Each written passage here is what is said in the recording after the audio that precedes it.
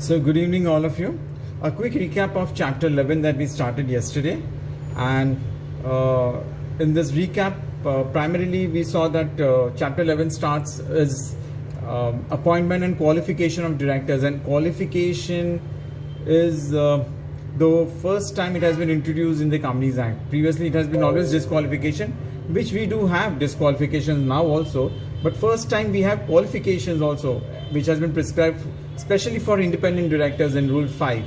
And the important section starts from section 149 to 172, and of those the most important ones are the 149 plus 151. 149 is appointment of the board, then 151 is small shareholder directors, after 151, 152 is appointment of directors. Then we have 160, that is right of a person other than the retiring director to stand for directorship. And then we have section 161 to 170, all important. 161 talks of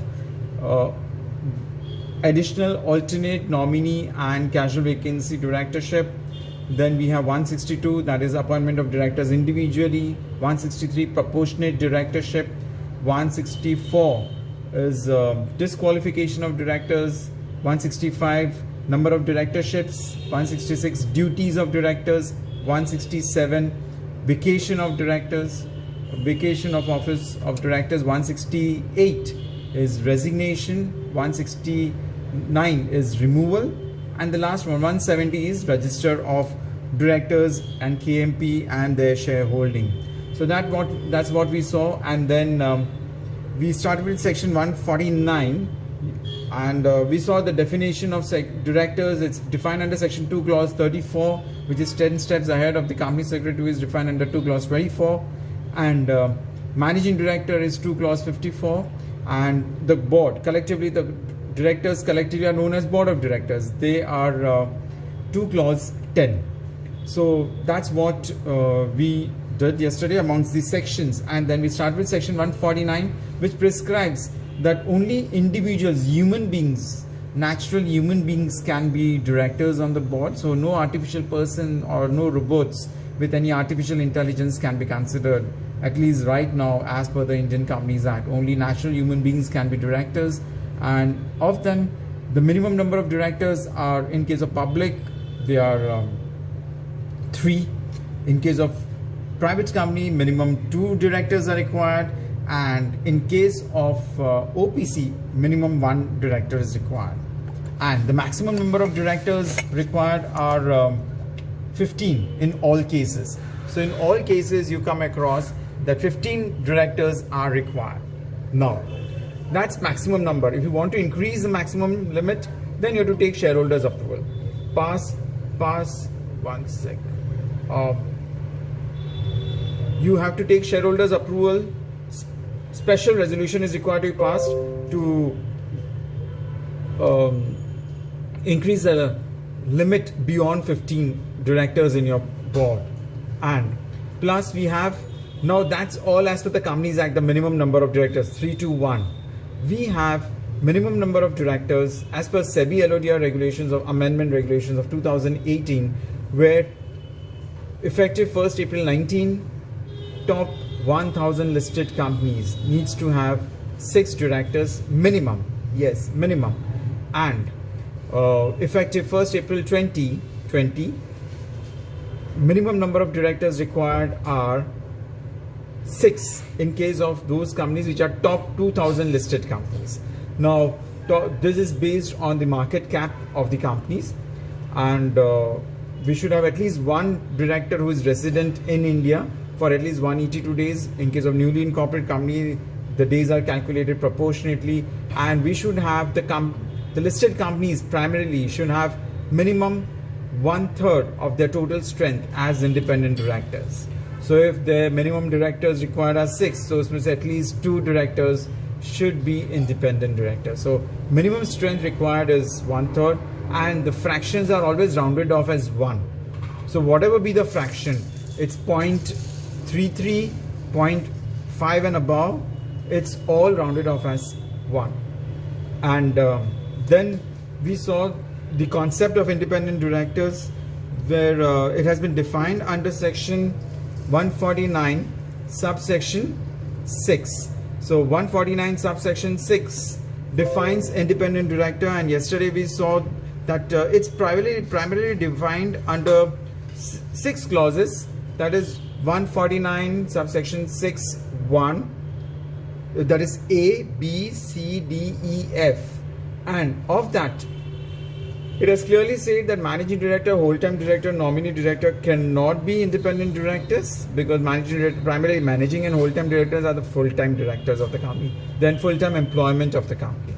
And A and F are those things which they are required to have, and that is, A specifies that the person should be of integrity, he should be expertise, he should have a proper expertise, knowledge, and also he should have necessary experience in the required field. So that's with respect to the qualities required. And F states that certain qualifications as per rule 5, and then further B, C, D, E are those things which should not be there, that is promoters of CHAS, that is company, holding company, associate company and subsidiary company. Promoter of any these ones cannot be independent directors of the company. Plus promoters, or apart from them, the promoters, relatives of promoters and directors of these CHAS, definitely they cannot be independent directors.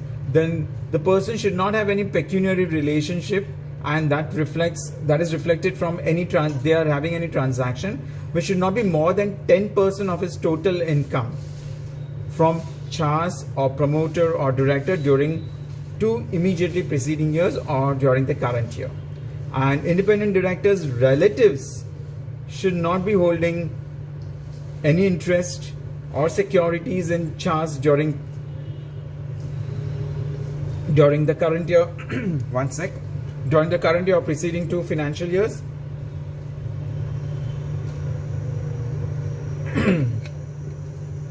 And plus they should not be holding, relatives may hold security or interest which will be not more than 50 lakh rupees shares in the paid up capital, or 2%. So up to 2% if they are holding, no problem. If it's going beyond 2%, then it is not allowed. Then the person cannot be considered for independent directorship. Plus he should not be indebted to CHAS. He should not have given guarantee or security for indebtedness to third person by CHAS.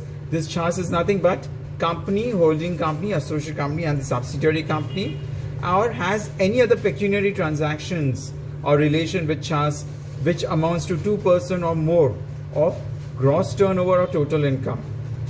And plus independent directors or relatives should not be KMP or employees in CHAS in past 3 financial years.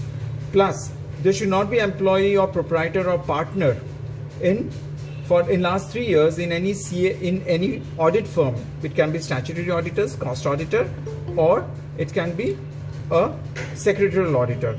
The person should not have been an employee of any audit firm which is working as an auditor of CHAS, or legal firm, not a employee, proprietor or a partner in any legal or consulting firm which is advising, which is providing services to CHAS, and this legal firm's gross total income is about up to 10% is coming from the same company, that is CHAS, then it is not allowed. The person gets disqualified to be an independent director. And independent directors plus relatives should not be holding 2% or more voting power. And NPO, NGO, in case of NPOs, primarily CEO or directors of these NPOs cannot be independent directors in case they are getting 25% or more of the charities amount received from CHAS, or holds 2% or more of the total voting power. And Rule 5 prescribes about the qualifications. And what are the qualifications? That we'll just go through quickly. That is a new thing that we'll be doing. And again, 1 more minute of the recap. That is, the definition of independent directors excludes persons who constitute the promoter group. So promoter group person cannot be independent directors primarily. And further, we cannot have board interlocks. So that is board interlocks. I become independent director in your company, you become independent director in my company, and so we both scratch each other's back. Not allowed. So such positions are not considered as independent directors, and alternate directors cannot continue or to be appointed, cannot be considered for appointment as independent director. They cannot be taken as alternate director, so he is also an independent director. And for top 500 listed companies, you need to have DNO policy, that is directors and officers insurance policy, for, and especially for independent directors you need to have. I would advise, okay, it's not only for the independent directors, you should have for all board members and at least one level below the board members, the HOD levels. We must have DNO policy, DNO insurance policy. That is a must practically. And this top 500 listed company again is based on the market cap. So whenever it's top 500 or 1000 or 2000 companies, it's always based on the market cap and based on the latest audited financial results. So as on market cap calculated as on 31st March of the preceding financial year. Then we have, now we start with independent, then we also saw that they need to follow Schedule 4. Independent directors needs to follow Schedule 4, complying with the Code of Conduct, Independent Directors Code of Conduct, and they can get sitting fees, they can get reimbursement for participation in the board meetings or reimbursement of expenses, and they can get profits related to commission. However, they cannot get any ESOPs, they cannot get any employee benefits which have been given, any options and all that. So, and which has been provided in section 149, 197, remuneration to directors, and Schedule 5, which discusses about managerial remuneration. 197 and Schedule 5 falls under Chapter 13, discussing about remuneration. So you cannot give them options. And independent directors, at a time, he can be appointed for 5 years. For further 5 years, if you want to appoint him, you need to pass a special resolution. And after 10 years, there should be a cooling period of 3 years. That's what required in case of independent directors. And during these 3 years, you should not be directly or indirectly connected or associated with the company or any of the group companies in any manner. That's what is required. And any tenure of existing independent director on the date of commencement of this act is not counted as a term. Further, so fresh 5 years are counted. And now, Rule 4. When independent directors are required, and that's, now we start with the new provisions from today. That is, we completed with a recap